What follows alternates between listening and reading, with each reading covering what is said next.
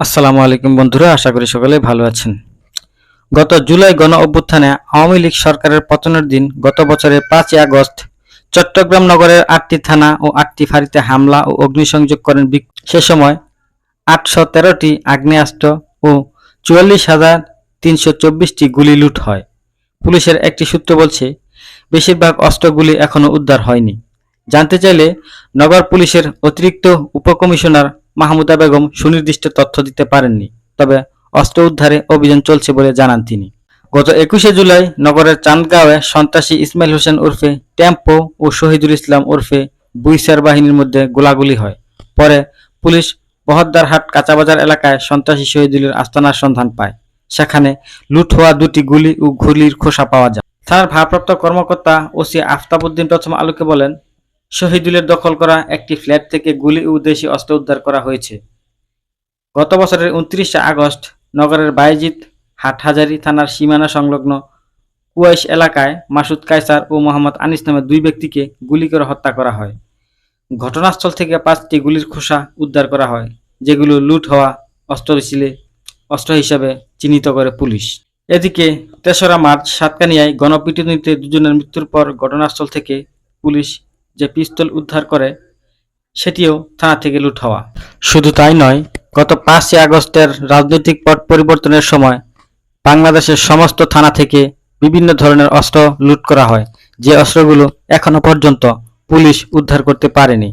এই অস্ত্রগুলো এখন সন্ত্রাসীদের কার্যক্রমে ব্যবহৃত হচ্ছে, যা জননিরাপত্তার জন্য অত্যন্ত হুমকি। পুলিশ যদি অবিলম্বেই এই সমস্ত অস্ত্র উদ্ধার অভিযান না চালায়, তাহলে সামনে নির্বাচনে এই সমস্ত অস্ত্র জনগণের বিরুদ্ধে ব্যবহার হওয়ার অতীহ সংশয় রয়েছে। বিশ্লেষকেরা বলছেন, লুট হওয়া অস্ত্রগুলো সাধারণত সন্ত্রাসীরা তাদের অবৈধ কাজে ব্যবহার করে। সামনে নির্বাচনকে ঘিরে এই সমস্ত অস্ত্র তারা সংগ্রহ করছে বিপরীত দলকে ঘায়েল করার জন্য। এতে জননিরাপত্তা ব্যাপকভাবে ব্যাহত হওয়ার আশঙ্কা রয়েছে। কোনো কোনো এলাকায় সেই সমস্ত ছিনতাই হওয়া অস্ত্র দিয়ে এখনই ডাকাতি করা শুরু হয়েছে। অপহরণ, খুন, বাণিজ্য, বিভিন্ন ধরনের অপরাধ কর্মকাণ্ডে জড়িয়ে পড়ছে সন্ত্রাসী গোষ্ঠীগুলো।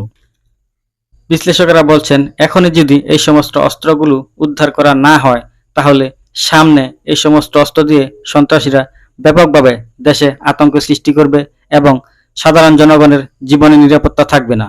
তারা সাধারণ জনগণকে জিম্মি সহ নানা দুর্ঘটনা ঘটাতে পারে। গত ১ বছর ধরে এমনিতে দেশে রাজনৈতিক পরিস্থিতি অত্যন্ত বিশৃঙ্খল। সেই সুযোগে সন্ত্রাসীরা এই সমস্ত লুট করা অস্ত্র বিভিন্ন অবৈধ কাজে ব্যবহার করছে।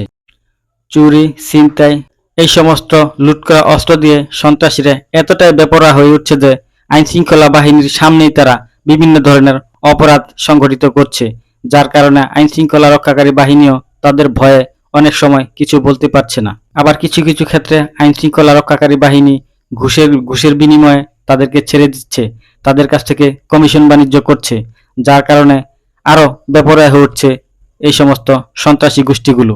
কখনো কখনো নিজেদের মধ্যে আধিপত্য বিস্তারকে কেন্দ্র করে বিভিন্ন জায়গায় গোলাগুলি হচ্ছে এবং এক গ্রুপের হাতে অন্য গ্রুপের লোকজন মারা যাচ্ছে। তাই অবিলম্বে এই সমস্ত লুট করা অস্ত্র যদি উদ্ধার করা না হয়, তাহলে সামগ্রিকভাবে দেশের জননিরাপত্তা হুমকির মুখে পড়বে বলে মনে করছেন বিশ্লেষকেরা।